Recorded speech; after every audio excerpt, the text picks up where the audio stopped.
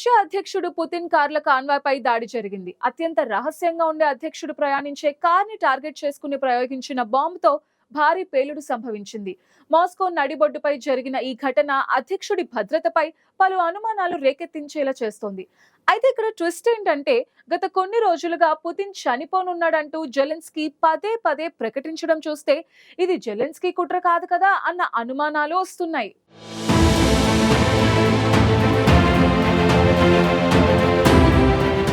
Putin కారులో జరిగిన భారీ పేలుడుతో జెలెన్స్కీపై పలు అనుమానాలు వ్యక్తమవుతున్నాయి. నిజానికి ఆయన గత కొన్ని రోజులుగా చెబుతున్న భవిష్యవాణి నిజమేనని ఈ ఘటన చెబుతోంది.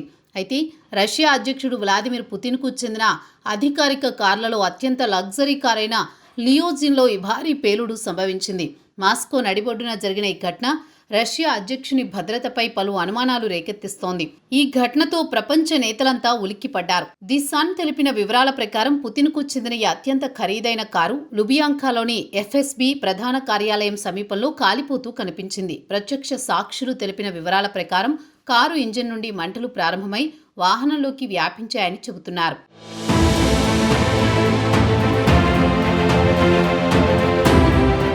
కొంతకాలంగా ఉక్రెయిన్ అధ్యక్షుడు జెలెన్స్కీ పదే పదే కొన్ని వ్యాఖ్యలు చేస్తూ వస్తున్నారు. పుతిన్ త్వరలో చనిపోతాడు, యుద్ధం దానంతటదే ఆగిపోతుంది అని.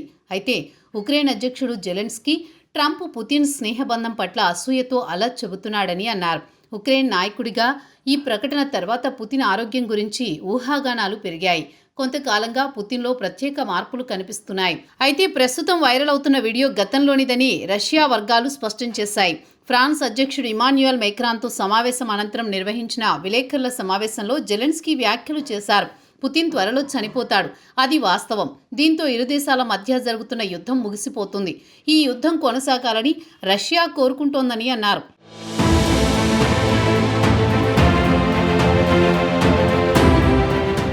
యుద్ధం ముగిసేలా ఆ దేశంపై ఒత్తిడి తీసుకురావాలి అని జెలెన్స్కీ అన్నారు. సడన్ గా జెలెన్స్కీ పుతిన్ మరణం గురించి మాట్లాడడం వెనుక అసలు కారణాలు వేరే ఉన్నాయంటున్నారు విశ్లేషకులు.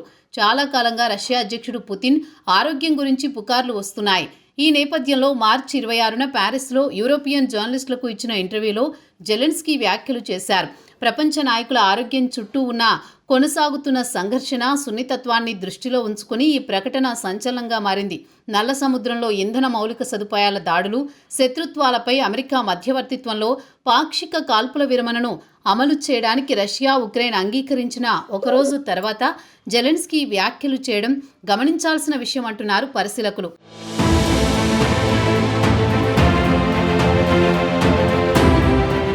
ప్యారిస్ పర్యటన సందర్భంగా జెలెన్స్కీ చెప్పారని ది కైవ్ ఇండిపెండెంట్ రిపోర్ట్ చేసిన మేరకు పుతిన్ తన మరణం వరకు అధికారంలో ఉండాలని ఆశిస్తున్నానని, ఆయన అహంభావం వల్ల ఉక్రెయిన్కు మాత్రమే పరిమితం కాకుండా పశ్చిమ దేశాలకు ఇబ్బందులు తప్పవని జెలెన్స్కీ అన్నారు.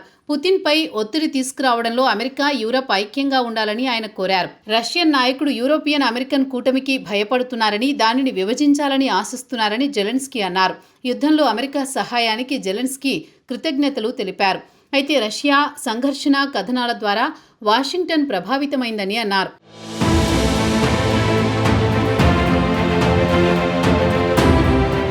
అయితే కొన్ని వీడియోలలో పుతిన్ వణుకుతూ కనిపించిన వీడియోలు ప్రపంచవ్యాప్తంగా షేక్ చేశాయి. ఉక్కు మనిషిలా వ్యవహరించే పుతిన్ ఇలా పక్షవాతం వచ్చిన మనిషిలా వణుకుతుండడం ఆశ్చర్యం కలిగించాయి. కానీ అవి 2022 నాటివనే సమాచారం. గతంలోనూ పుతిన్ ఆరోగ్య పరిస్థితులపై అనేక కథనాలు వెలువడ్డాయి. ఆయన డూప్ని సైతం ఉపయోగిస్తున్నారంటూ ఆరోపణలు వినిపించాయి. పుతిన్ అప్పుడే వీటిని ఖండించారు. రష్యా అధ్యక్షుడి అనారోగ్య పరిస్థితులపై మీడియాలో వస్తున్న కథనాలను క్రెమ్లిన్ ఎప్పటికప్పుడు ఖండిస్తూ వచ్చింది. అయితే తాజాగా జెలెన్స్కీ చేసిన వ్యాఖ్యలపై రష్యా నుంచి ఇప్పటి వరకు ఎవరూ ఎలాంటి ప్రకటన చేయలేదు. అదే ఇప్పుడు అనుమానాలు రేకెత్తిస్తోంది.